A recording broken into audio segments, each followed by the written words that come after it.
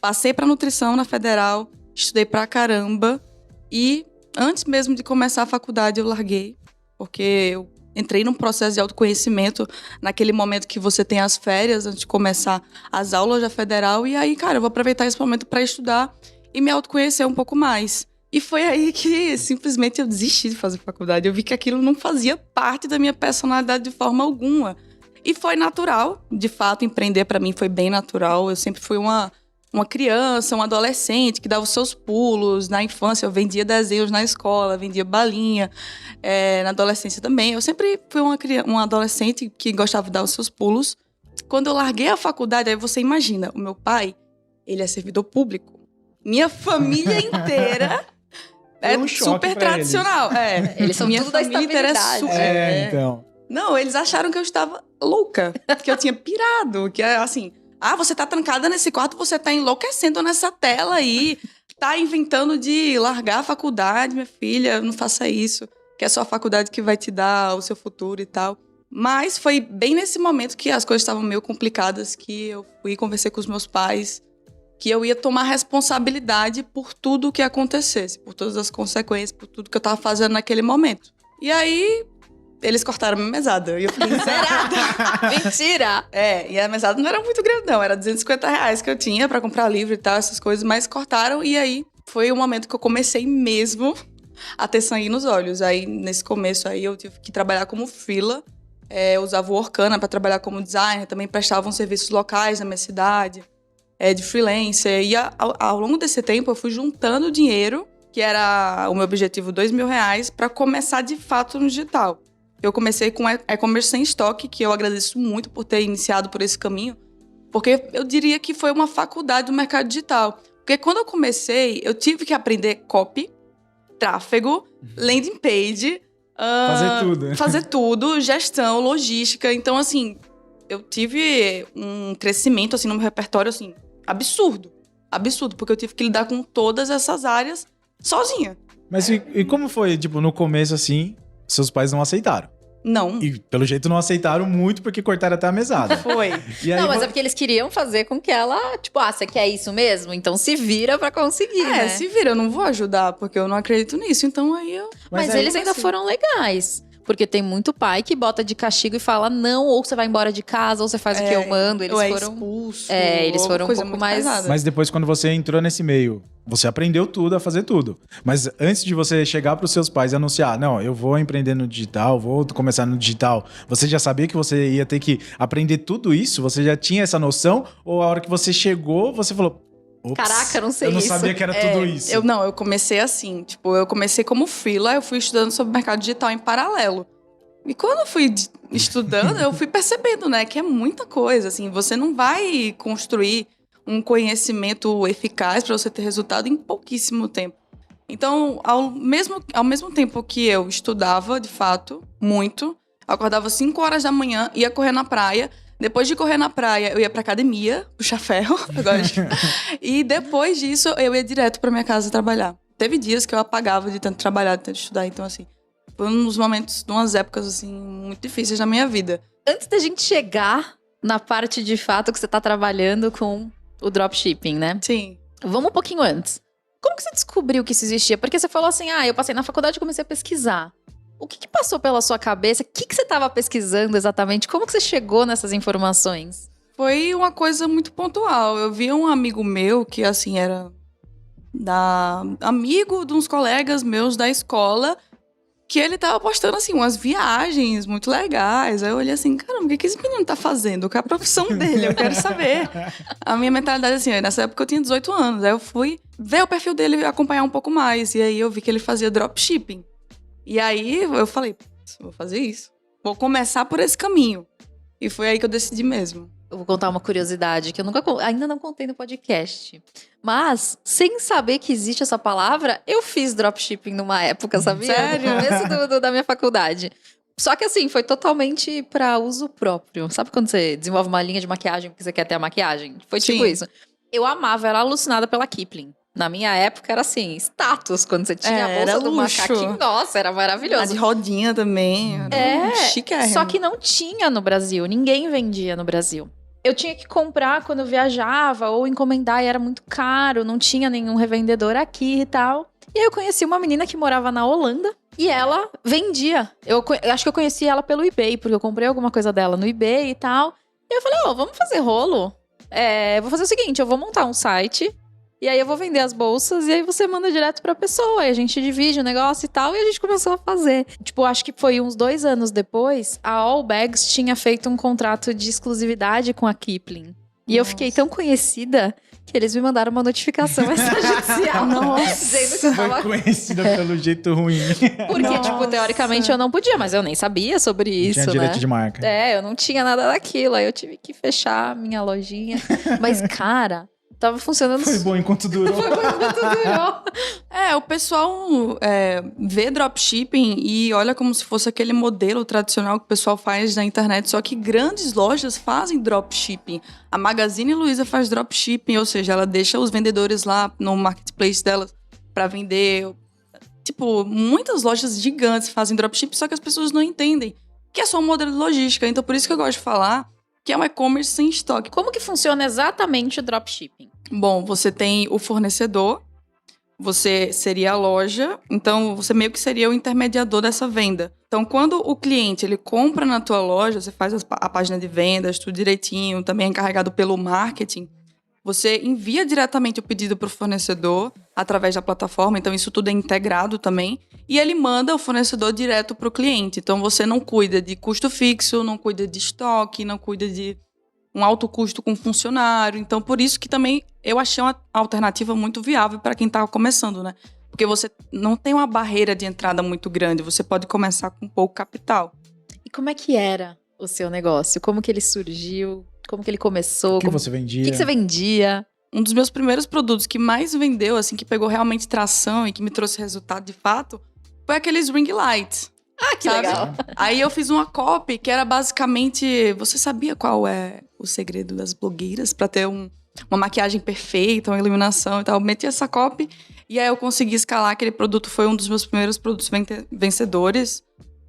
No início eu comecei sozinha, minha loja, claro. Aí, enquanto foi escalando, eu tive que me virar na raça mesmo a delegar, a construir equipe, delegando primeiro o suporte, depois o operacional e tudo isso. Cara, é muito legal isso. Eu gosto muito de ver essas histórias, porque a gente traz pra realidade que é possível fazer. Uma pessoa Total. em casa sozinha, sem mesada, Total. né, que não tinha apoio de ninguém, literalmente conseguiu fazer. Então você montou, você escolheu os seus... Como que era escolher os produtos? Você escolhia algum fornecedor de fora, daqui? Como que era isso? Fornecedor sempre internacional. Só que tem um porém. Dependendo do frete que você escolhe, pode demorar para chegar. Antigamente era padrão isso, demorava para chegar. Só que atualmente, hoje em dia, já faz um bom tempinho, você tem alguns modelos específicos de frete que conseguem chegar em tipo 10, 15 dias, muito fácil. Não sabia. Da China até o Brasil. Você ainda trabalha com dropship? Não. Não? Hoje? Atualmente, a gente vai chegar nessa história aí, né? O que foi que desenrolou o meu negócio. O que eu tô fazendo hoje, como é que se desenrolou a empresa, mas vai chegar isso. Tá, já. mas vamos lá. Então aí você escolhia e aí a pessoa mandava direto pro cliente. E isso é uma coisa que, tipo, pelo menos... É que faz muito tempo que eu não compro nada na China. Acho que o Covid chegou e fiquei com medo. Mas demorava muito tempo. E tinham muitas coisas que não chegavam. E isso é um risco, né? Porque, na verdade, a compra foi feita por você, né? As pessoas pagavam você. Você teve muitos casos disso acontecer? Como que você lidava? Cara, isso depende muito da gestão da pessoa e principalmente do caráter dela. Uma coisa que eu vejo no mercado de dropshipping é que existem muitas pessoas que mancham o mercado fazendo esse tipo de coisa, né? Então, assim, o principal que você tem que lidar é com a gestão dos seus pedidos, com a logística, saber sobre fluxo de caixa, porque geralmente o pessoal não entende isso quando está começando, né? Graças a Deus que eu entendi essas coisas, esses princípios lá no início, para você saber lidar com o dinheiro que está aparecendo lá no seu caixa, para você não tirar da conta PJ, para você não misturar com PF.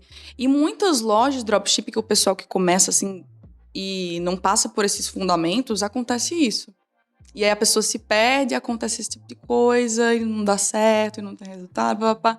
Então, eu acho que o principal mesmo seria a pessoa primeiro estudar os fundamentos. Porque eu vejo muita gente no digital que fica focando em buscar método, em hack, em truquezinho, e papapá. A virada de chave que vai mudar não sei o quê. mas a pessoa não estuda os princípios, que em média são 6 a 12. Então, esses métodos nada mais são do que uma combinação das variáveis desses princípios. Quando você pega esses princípios e combina eles, você dá milhares de métodos, milhares de informações. Então, o que foi que eu fiz? Peguei os princípios e me aprofundei neles, que foi a melhor coisa que eu poderia ter feito naquele momento, porque me deu uma base, um repertório muito bom para empreender. Mas sabe o que é curioso? Não é só no dropshipping que acontece isso. Todo mercado tem 50% das empresas familiares misturam conta PJ e conta PF.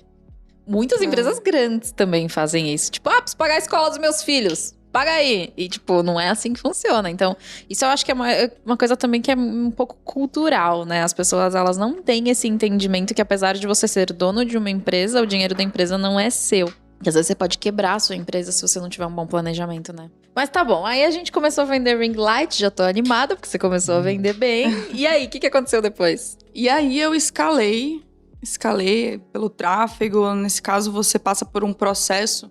Drop é muito o produto, a página de vendas, a copy e o tráfego, principalmente. Porque é no tráfego que a pessoa ganha atração, é no tráfego que a pessoa consegue escalar de fato. Então, eu consegui escalar, eu achei um público, uma segmentação que estava indo muito bem. E aí eu fui lá, taquei a mão naquilo. Peguei todo o dinheiro que estava entrando, reinvesti, paguei os produtos, estava tudo indo certinho e eu fui escalando aquele público. Só que tem uma coisa bem importante que você tem que fazer quando você trabalha com isso. Que foi, inclusive, o que você acabou de falar agora. A pessoa pega aquele dinheiro e acha que não vai acabar, que a pessoa não tem custo fixo e tal, que é o ciclo de vida de um produto. Cada produto ele tem um ciclo de vida. Então, você passa pelo início, a fase de crescimento, pela fase de maturação e depois pela fase do declínio. Nessa fase do declínio, quando você entra, é quando você tem que testar novos criativos. Quando você tem que testar novas segmentações, quando você tem que fazer teste AB, testar variações de copy, fazer outras coisas complementares para que aquele produto, quando chegou naquele nível máximo de escala, ele se mantenha por um tempo a mais. Então, o que geralmente o pessoal faz? Escala, mete a mão, o produto vai até a lua, fatura muito, e depois de um mês, decai tudo, porque o público saturou, as pessoas não aguentam mais ver aquele anúncio, o remarketing está anunciando para as mesmas pessoas, a pessoa não se dá conta que tem que fazer essas alterações, tem que buscar permanecer, e que principalmente antes disso, tem uma esteira de produtos. Ela acha que aquele produto vai mudar, pode mudar a vida dela, pode ser o start, que nem foi o meu. Mas ela tem que ter uma esteira de produtos rodando em paralelo, testando novos produtos, para que ela mantenha, uma linha de vários produtos rodando que dão certo e que mantenham um faturamento constante para ela. Até mesmo pegar o faturamento desse que tá dando muito certo, aproveitar esse hype, para ele ir alimentando esses outros, porque de repente você vai investir em algum que não vai dar certo, você vai, digamos, jogar dinheiro fora. Tipo ações, né? Você vai equilibrando. Você vai equilibrando todos ali. Isso é muito interessante. Eu tenho uma dúvida, bem de iniciante. Você tem um site para cada produto ou você tem um site para todos os produtos?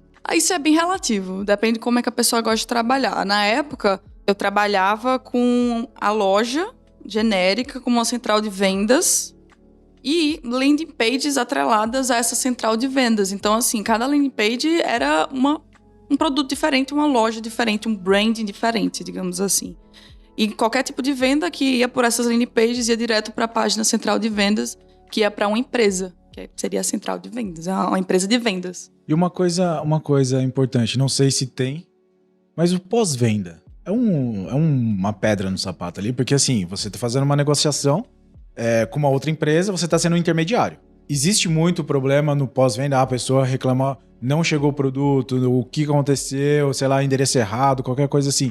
É você que é o intermediário que cuida desse pós-venda ou é toda a empresa que tá mandando? É o intermediário que cuida. O intermediário cuida da comunicação com o fornecedor para resolver esses problemas. Por mais que não seja uma grande porcentagem, é uma porcentagem pequena que acontece em qualquer tipo de negócio que tem entrega física. Sim. O produto não vem, às vezes dá um problema nos correios, ou ele volta, ele não recebe. Essas coisas acontecem em e-commerce, em loja, e a pessoa tem que saber lidar com isso. Aí no começo você que fazia e depois você foi contratando. Eu que fazia, velho. Eu respondi e-mail no banheiro, velho. Quando começou a escala, o negócio começou a dar certo. O celular, mensagem, assim, os e-mails só aparecendo no pessoal. Eu respondendo e-mail o dia todo. Cara, não, assim não dá pra continuar. Eu vou ter que delegar, vou ter que contratar um suporte. Sério. Quanto tempo demorou da hora que você começou pra hora que você tava no banheiro chorando, desesperada, falando eu preciso contratar mais pessoas? Cara, eu acho que foi após 3 meses que eu comecei, assim. Inclusive, foi um erro que eu cometi. Eu deveria ter delegado muito antes. Eu não delegava porque, eu sei lá, eu tinha medo. Eu achava que as pessoas não iam fazer melhor do que eu, sei lá. Então, eu passei por esse tempo, assim, fazendo tudo sozinha. Mas foi um erro que eu cometi. Mas é isso eu não sei você, mas por exemplo eu, né? Eu, dentro do meu curso, eu tenho esse receio. Então, tipo, eu quero cuidar do suporte, eu quero cuidar das vendas, eu quero cuidar da página, eu quero cuidar de tudo. Porque eu tenho certeza absoluta de que eu vou fazer o meu melhor. E às vezes a gente não tem 100% de certeza. E eu acho que isso é sim um erro, mas também tem a ver com as pessoas que às vezes elas estão no mercado e elas mancham mesmo o nome de todas as outras. Porque existem pessoas que elas estão ali só por estar, né? Elas coexistem no emprego, elas não fazem o que elas precisam, né? Mas aí tem 2 lados da moeda, né? Porque tem a questão do você não delegar que você tem certeza que vai dar tudo certo. E chegar também num estágio que você não vai fazer bem feito todas as partes do processo. Exatamente. Porque você não vai dar conta. Às vezes é melhor pegar alguém que não saiba nada, pra você ir criando a pessoa no seu modo, modelando ela do seu jeito pra ela aprender, do que você pegar alguém muito bom e aí vai chegar com, de repente, alguns vícios do mercado e de repente não vai trabalhar do seu modo. É meio complicado esse negócio de equipe, assim, pra você pegar a pessoa e treinar ela e tudo mais. Mas é um processo. E vai ter que ocorrer com todo mundo que queira crescer a empresa. De delegar, assim, no início foi tranquilo. Eu tinha medo, não sei porquê, mas a partir do momento que eu comecei a delegar, eu vi que era mais tranquilo. A única coisa que você tinha que lidar, que você tem que lidar, que é muito importante, é treinar aquela pessoa, especificar como é que funcionam os processos da maneira mais clara possível. Quando você chega no momento do processo que tá óbvio, é porque tá